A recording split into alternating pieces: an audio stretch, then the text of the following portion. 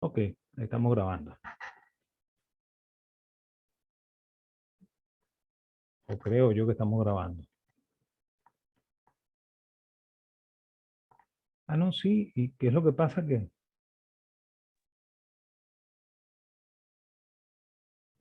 parece que cuando lo puse a grabar se cayó la grabación, se cayó la conexión. Bueno, vamos a ver.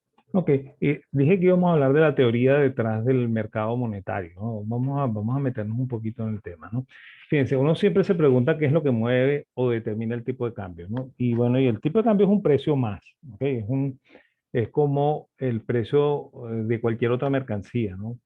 Como también puede ser el precio del dólar, que también es una mercancía, el precio de la libra, ¿ok? La libra esterlina, ¿no? Del euro, incluso el peso colombiano y cualquier otra, ¿no? Y entre ellas está el uso del oro en el estado Bolívar, ¿ok? También a mucho la gente los tiene preocupados, ¿no? El oro siempre se ha usado en la zona de las minas, ¿no? O sea, el hecho de que se extendió hacia todo el estado Bolívar es porque es un hábito en esa zona el uso del oro, ¿no? En la zona de las minas, normalmente las cosas se venden en pepitas de oro, ¿ok? Y no, a veces se venden en moneda, ¿no? ¿Ok? Por lo cual ellos están acostumbrados al uso de esa mercancía para hacer las transacciones, ¿no? Y en el caso del dólar, el dólar es una mercancía más, ¿ok? No es un bien de consumo, tampoco es un bien intermedio, ¿ok? O sea que es un bien, diríamos, muy especial, ¿ok? Los economistas dicen que es sui generis. A mí no me gusta usar la palabra sui generis porque al final se comporta como otra mercancía más, lo que pasa es que no es una mercancía del consumo, ¿no? ¿Ok? Y tampoco es un bien intermedio, ¿no? ¿Ok?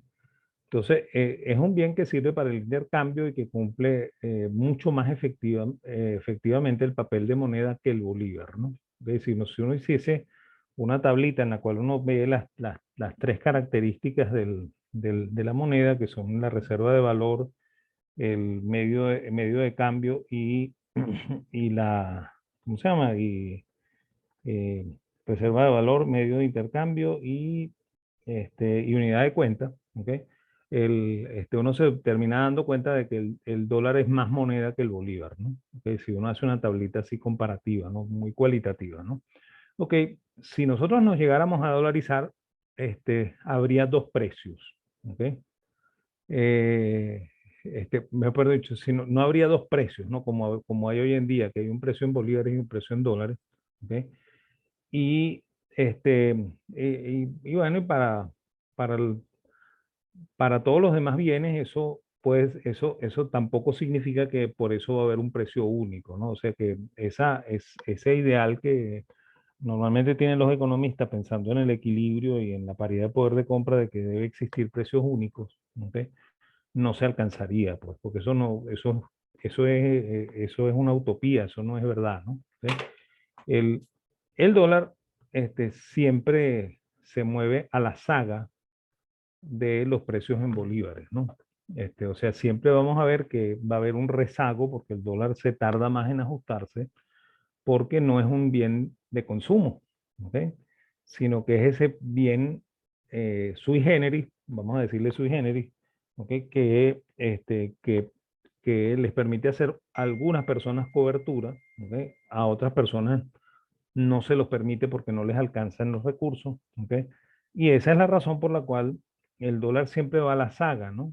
Siempre los precios del consumo van a subir mucho más que lo que sube el dólar, ¿ok? Y eso es lo que probablemente da esa ilusión de que nosotros estamos sobrevaluados, ¿no? Eso es lo que pasa normalmente en la economía, ¿ok? ¿Qué utilizan para explicarlo, no? Normalmente se usa la paridad de poder de compra. Esa teoría fue planteada originalmente por William Pitt, ¿ok? Que es un mercantilista, ¿ok? Del siglo XVII, que nació en 1623 y murió en 1687.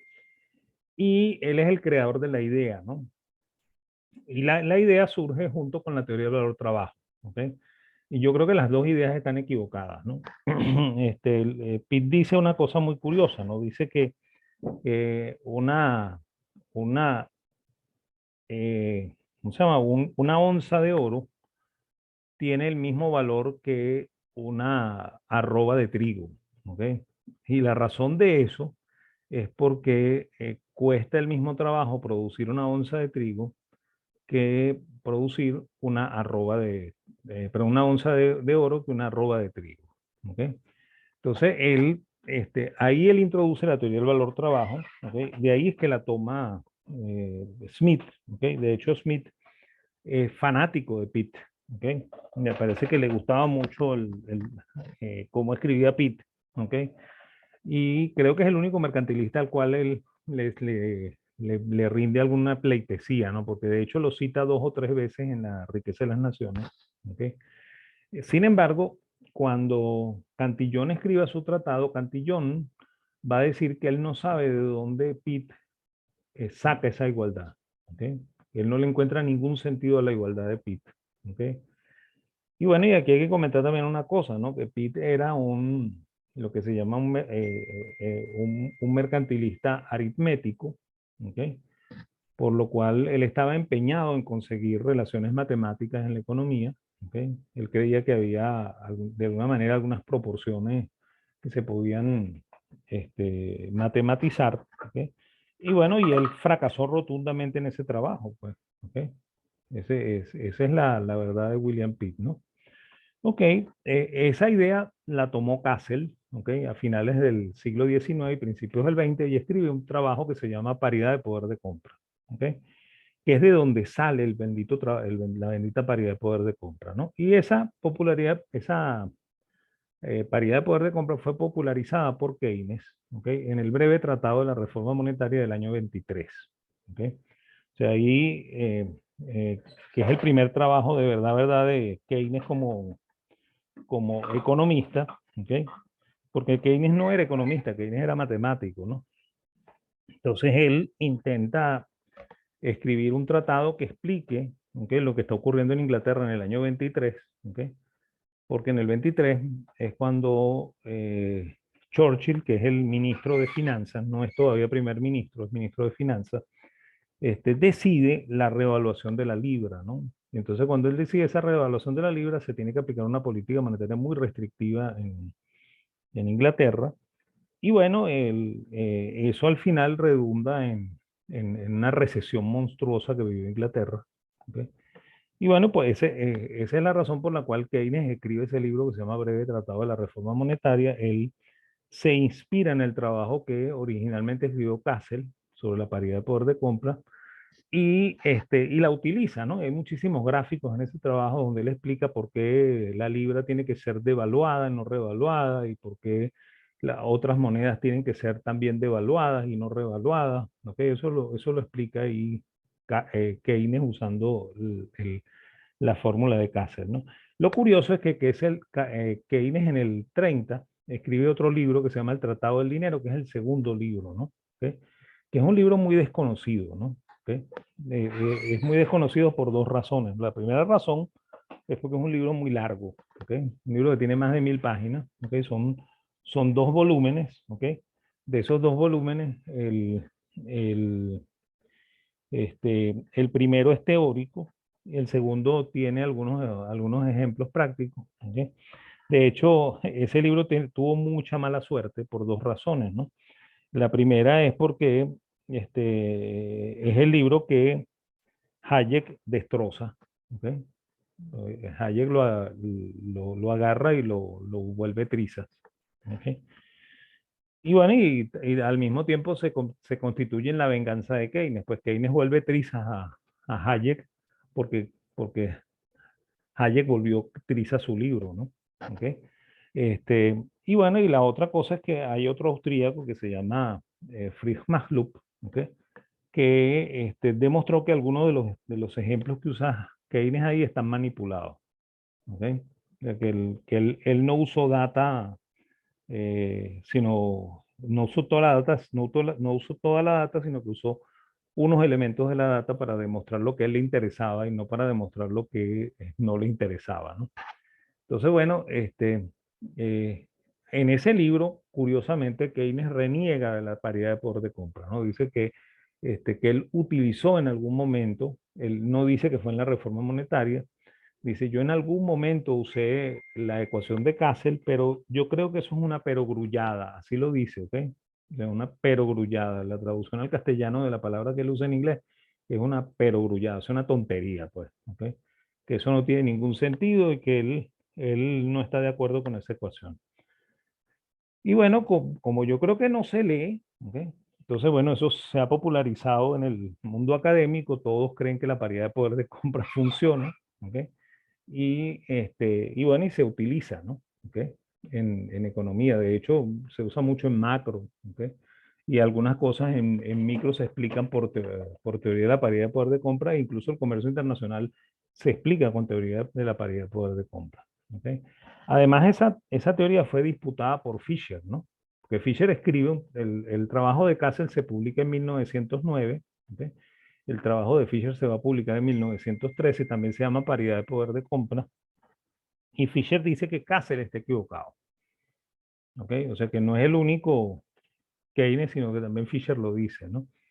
¿En qué se basa esto de la paridad de poder de compra? Fíjense. Normalmente se relacionan los índices de precio al mayor.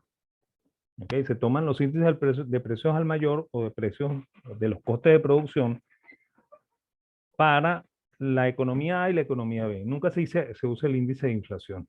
¿Okay? Se usan los índices de costo de producción. ¿Okay? Porque lo que ustedes quieren medir es el impacto del costo en la productividad de un determinado país. Eso es lo que ustedes quieren medir, ¿no? Bueno, eh, sin embargo, ¿okay? Se basa en lo siguiente, ¿no? O sea que supongan ustedes que el precio de cualquier bien en el país A debe ser igual al precio del país B, el mismo precio del mismo producto en el país B, ¿ok? Multiplicado por el tipo de cambio AB. Entonces eso pasa en el momento cero, ¿ok? O sea, antes de que empiece a ocurrir nada, ¿ok? Cuando estamos en una situación de equilibrio, ¿no? Entonces esa situación de equilibrio se llama paridad de poder de compra, ¿ok? Si transcurre un año, entonces los precios de los bienes en el país A van a sufrir la inflación del país A, ¿ok? Los precios del bien en el país B van a sufrir la inflación del país B, ¿ok?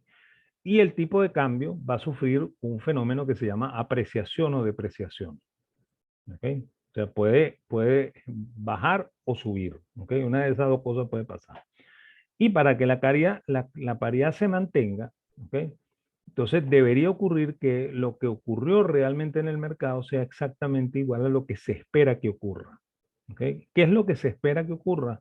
Lo que se espera que ocurra es la resolución de esta ecuación. ¿Ok? O sea, esto que está aquí es un sistema de ecuaciones, eh, este, eh, pero no el sistema de ecuaciones típico que ustedes aprenden en, en matemáticas, ¿okay? Donde son dos ecuaciones de línea recta que se comparan y se consiguen los valores de X y Y, ¿no? ¿Okay? Sino que esto en realidad es un producto, ¿no? O sea, P sub A es igual a P sub B por tipo de cambio AB y P sub A es igual a 1 más P sub A, perdón, P sub A por 1 más P sub A es igual a P sub B por 1 más P sub B, ¿ok? Eh, por el tipo de cambio multiplicado por 1 más la apreciación o la depreciación esperada. Entonces, ¿cómo hacemos que eso se pueda resolver? Bueno, decimos que P sub A vale 1, que P sub B vale 1, que tipo de cambio A sobre B vale 1, ¿ok? Y bueno, de esa manera salen esta y esta ecuación, o sea, esta y esta variable de la ecuación y nos queda un polinomio que es 1 más P sub A es igual a 1 más P sub B por 1 más T asterisco, ¿no? Entonces de ahí despejamos T asterisco. ¿Okay? Y T asterisco no es más que la inflación del país A. ¿Okay? Acuérdense que es inflación de costos, ¿no? O sea, no de costos, inflación del índice de costos, ¿no? El índice de precios mayor. Uno, P sub A más 1 más P, menos P sub B entre 1 más P sub B. ¿Okay? Entonces, si nosotros comparamos el T asterisco con el T de verdad ocurrido, ¿okay? Sabemos si hay paridad o no hay paridad. ¿Ok? Si Y T asterisco son exactamente iguales, o sea, si la apreciación o la depreciación del tipo de cambio es igual a la que se espera, entonces eso significa que el tipo de cambio se mantiene en la misma paridad que estaba al inicio. ¿Ok? Si la apreciación que realmente ocurre en el mercado o la depreciación que realmente ocurre en el mercado es mayor que lo que se espera, entonces eso significa que el tipo de cambio superó a la paridad. ¿Ok? ¿Ok? Y por tanto está subvaluado, ¿no? ¿Ok? Esa sería la condición de eso, ¿no? Y bueno, y si la inflación, pero si la devaluación ocurrida, ¿ok? O bueno, la apreciación o la depreciación ocurrida es menor que la esperada, entonces eso significa que el tipo de cambio se encuentra sobrevaluado, ¿no? Y lo más curioso es que casi siempre da esto, pues, ¿ok? Por la misma razón que dijimos antes, pues porque el tipo de cambio se mueve a una velocidad distinta a los índices de precios.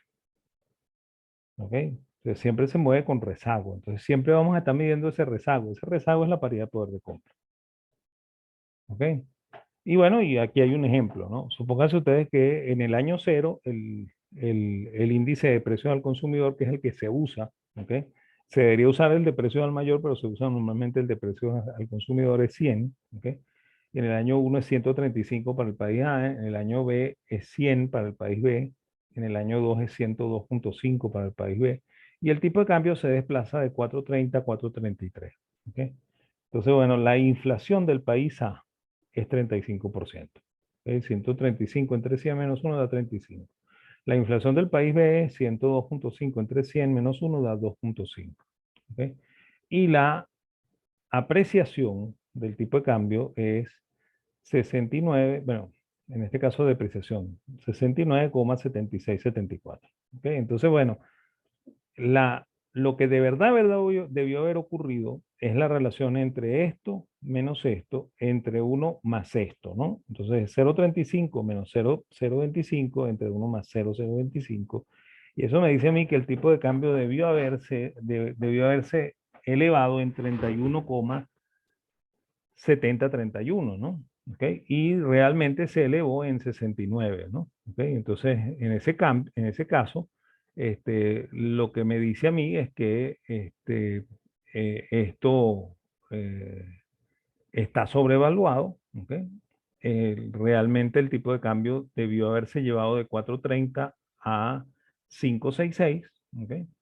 Y se llevó solamente hasta 4.33, ¿no? ¿Ok? Por eso es que está técnicamente sobrevaluado, ¿no? Ya, déjenme ver algo aquí, ¿ok? A mí me da la impresión de que algo está malo ahí en esos números, ¿no? Vamos a ver.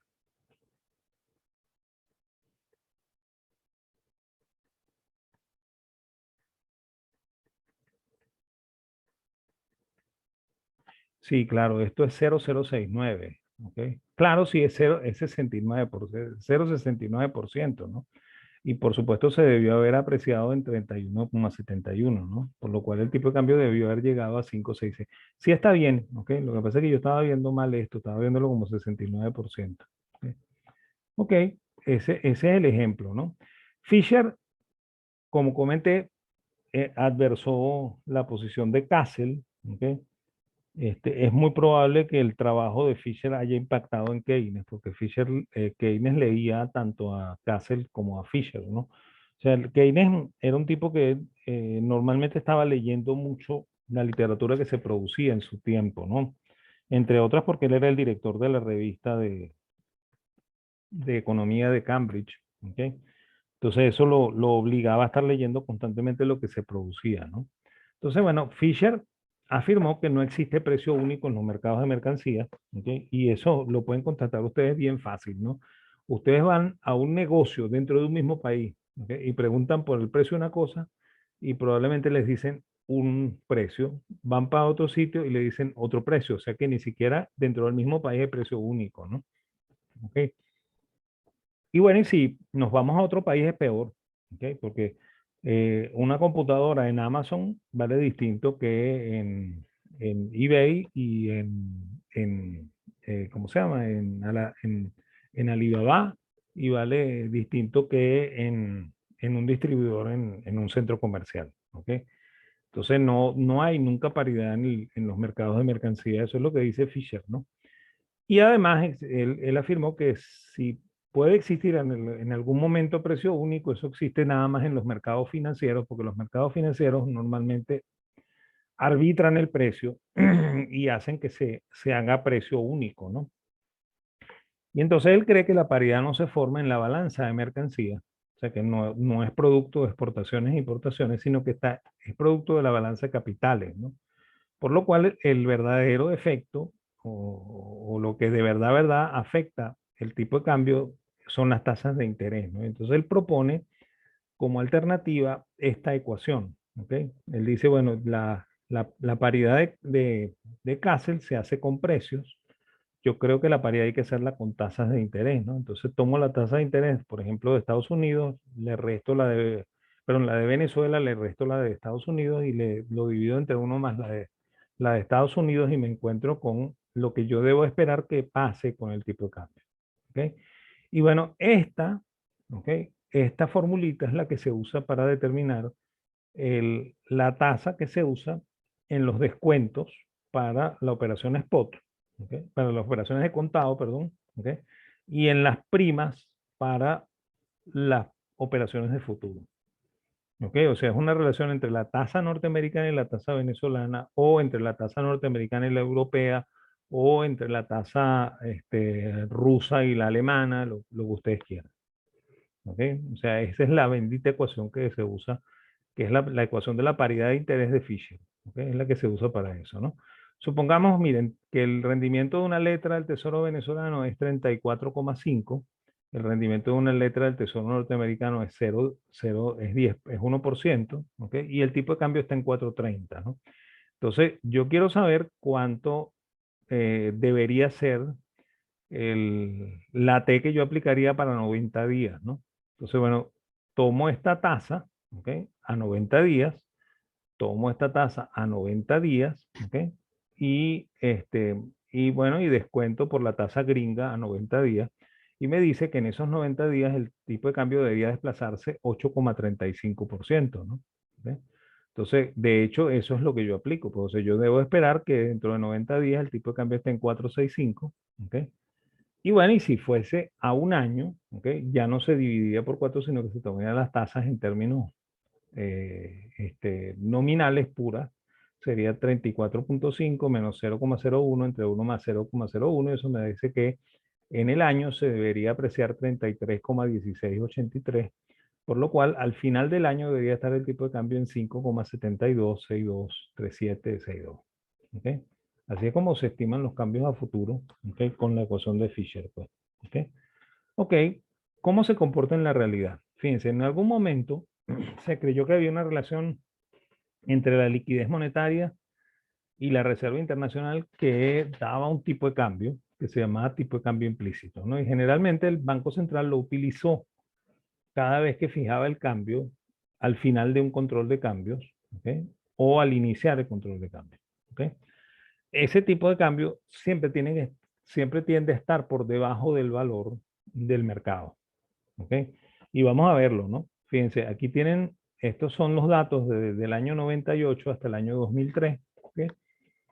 Acuérdense que en el 99 se homologa, o sea, se quitó el control de cambios en enero del 99, perdón, sí, enero del 99 se quitó el control, ya, no, enero del 99 no.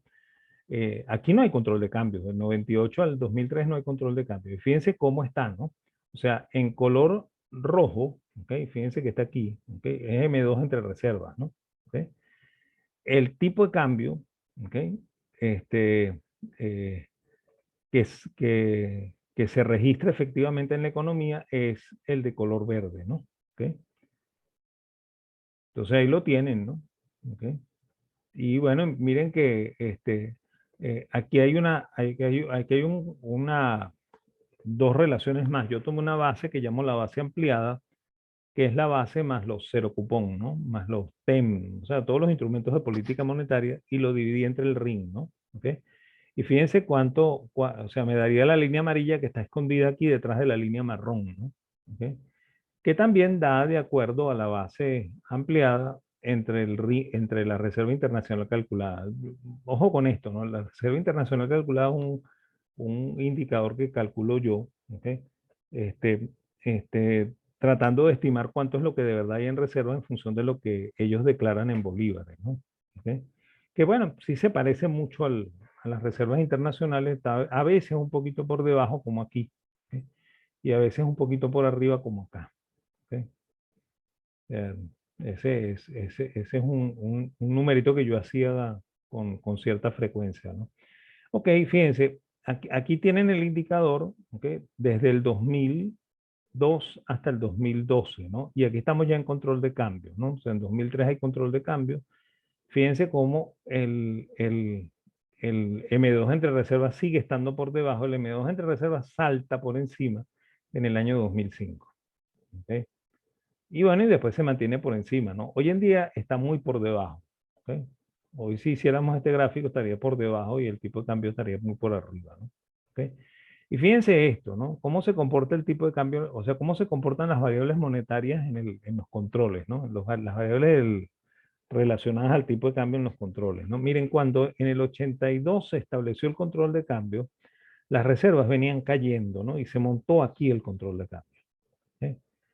Las reservas se recuperaron en los primeros meses y años del control, pero después las reservas comenzaron a caer con el control. ¿Ok?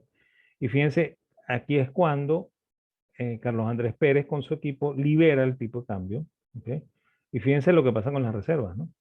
¿Ok? O sea que las reservas crecieron en lugar de caerse, ¿no? Que es lo que normalmente la gente siempre espera, ¿no? Cuando ¿cómo se llama? Se suspendió el control, todo el mundo anticipaba, no, el tipo de cambio se va a ir al demonio y las reservas se van a ir al sótano, ¿ok? Y pasó lo contrario, ¿no? Fíjense cómo suben las reservas y miren lo que le pasó al dólar, ¿no? Aquí lo suspenden, ¿ok? Y se vino abajo, ¿ok? ¿Por qué se viene abajo? Porque se acaba la incertidumbre, ¿ok? Una pregunta, una cuestión por curiosidad, por si acaso tienen curiosidad, ¿no? ¿Por qué el tipo de cambio aquí está moviéndose si hay control de cambio? Porque yo no estoy usando el tipo de cambio del control de cambio, estoy usando el tipo de cambio negro, ¿no? ¿Ok? Y de hecho, el negro estaba muy por debajo de M2 entre reservas, que es cuando lo suspende el central. El central fija el tipo de cambio en 41.50 el primer día. ¿Ok? Eso es M2 entre reservas, ¿no? Y inmediatamente se viene abajo, ¿no? Y fíjense que se tarda casi un año, ¿ok? En volver al mismo nivel al cual el central lo soltó. ¿Ok? Eso incluso va a causar problemas fiscales, ¿no? Porque Miguel Rodríguez y su equipo estimó que el tipo de cambio iba a subir, ¿ok? Y el tipo de cambio se comportó completamente al contrario de lo que ellos esperaban, ¿no? Entonces eso desequilibró las cuentas fiscales para ellos, ¿ok? Y ellos se obligaron al central a hacer política monetaria para tratar de subir el tipo de cambio, ¿no? ¿Ok? Por eso es que aquí sube este, eh, eh, después, pero con bastante tiempo, ¿no? Fíjense que viene a subir por ahí en noviembre del año 89, ¿no? Esto ocurre en febrero del año 89, ¿no? ¿Okay? Ok, miren, el otro control de cambios, en Venezuela hubo 5 controles de cambios, ¿no? El tercero es es el del 83 al 89, el cuarto es este de 94 a 96, que lo impone Caldera. Miren cómo las reservas están cayendo cuando se monta, ¿okay? Las reservas se recuperan. Como aquí había una cultura previa, o sea, tú sabías hace muy poco que podías jugar con el cambio, entonces eso hizo que las reservas no crecieran más, ¿okay? Las reservas comenzaron a caerse y ellos suspenden el control por aquí en marzo del año 96. ¿Okay? Miren cómo se disparan las reservas una vez que suspenden el control. ¿Okay? Y miren lo que pasa con el tipo de cambio. Ellos lo suspenden aquí, 500 otra vez es M2 entre reservas y el tipo de cambio se va a buscar el sótano por ahí en 4.6, 4.63. ¿Okay? Y bueno, y se va a tardar un año y pico, ¿okay? En regresar a este 500. ¿Ok? O sea que el M2 entre reservas no es un buen indicador. ¿Ok? Ok, miren, Este es el control de cambios de Chávez, ¿no? Fíjense, Chávez monta el control de cambio aquí, ¿ok? Fíjense que si nosotros vemos la tendencia de las reservas, no hay caída, ¿ok? De hecho, este menisco que está aquí, ¿ok? Si ustedes buscan la data que está aquí, van a encontrar unas notas al pie de página en esos meses en los cuales dice que el gobierno era el que estaba comprando los dólares. ¿Ok? O sea que no eran personas ajenas al gobierno las que estaban comprando las reservas, sino que era el mismo gobierno. Bueno, efectivamente, cuando se monta el control, las reservas se disparan, ¿ok? Y después no caen, ¿no? ¿Ok? Y eso pasa durante un tramo muy largo, ¿no? Esto está hasta 2012, pero pasa hasta un tramo muy largo, ¿no? A mí eso me dio mucha curiosidad y entonces yo hice un jueguito, ¿no? Yo le quité a las reservas el oro, ¿ok? Y miren lo que pasó, ¿ok? Y lo que pasó es que el central, desde el año 2005, comenzó a valorar las reservas de oro a precio de mercado, ¿ok? Entonces, claro, parecía que teníamos más reservas que las que teníamos en realidad, porque las reservas se estaban contabilizando como si se fuesen a vender, ¿no? Y efectivamente, cuando la crisis arrancó, ellos empezaron a vender las reservas de oro, ¿no? ¿Okay? Lo cual suena absurdo a todas luces, ¿ok? Pero eso fue lo que hicieron, ¿no? ¿Okay? Entonces aquí ven que efectivamente las reservas sí estaban cayendo, se estaba tapando la caída de reservas con ¿cómo se llama? Con una apreciación de las reservas en oro a precio de mercado, ¿ok? Y fíjense, este grafiquito, este y el que sigue, ¿no? Son para que ustedes vean algo bien curioso, ¿no? Miren, estos son datos desde el año 10, desde el siglo XIX hasta el siglo XX, ¿no? O sea, de 1830 a 1920, ¿no? Y aquí está la aparición del oro. El oro aparece en 1868, ¿ok? Y fíjense cómo, ¿ok? El oro se exportó en Venezuela, ¿ok? Y no afectó para nada las exportaciones tradicionales, ¿no? Aquí no hay ninguna caída impresionante en las exportaciones tradicionales de Venezuela por efecto de la entrada del oro en el espectro de los bienes exportables, ¿no? ¿Okay? Y bueno, y aquí tienen el petróleo, ¿ok? Del cual siempre se dice que el petróleo afectó la exportación venezolana y que desde ahí más nunca volvimos a ser agricultores, ¿no? Miren, esto es la exportación de productos tradicionales, ¿ok? O sea, aquí está el cacao, el café y todo lo demás, ¿ok? Y aquí está el petróleo, ¿no? Fíjense cómo el petróleo alrededor del año 26, ¿ok? Supera todas las exportaciones tradicionales, ¿okay? Y se pasa al primer lugar, ¿okay? Y desde ahí se convierte en la exportación fundamental, ¿no? Pero eso no destruye, ¿okay? el, el, el, el negocio de exportación de otras cosas, ¿no? ¿Okay? Entonces, eso cuestiona mucho la existencia de un verdadero fenómeno de enfermedad holandesa en Venezuela, pues. Eso que están viendo aquí. ¿Okay? Bueno, creo que con eso estamos listos, ¿ok? Si tienen preguntas, con gusto, ¿ok? Y bueno, Sí, y si te... A ver, dispare. disculpe. Sabe que en el primer ejemplo, profe, no sé si podría volver a explicar en ese primer ejemplo por qué la T normal es mucho más chiquita que la T asterisco. En este, Sí, bueno, bueno, fíjate, en este supuestamente la inflación venezolana es 35, ¿no? Y la inflación norteamericana es 2,5, ¿no? ¿Ok? Entonces, de acuerdo a eso, ¿ok? Yo debería esperar que el tipo de cambio se devalúe 31%, ¿no? O sea, un poquito menos que la inflación venezolana, y ese poquito menos está influido porque yo tengo que restarle la inflación gringa y descontar por la inflación gringa, pues.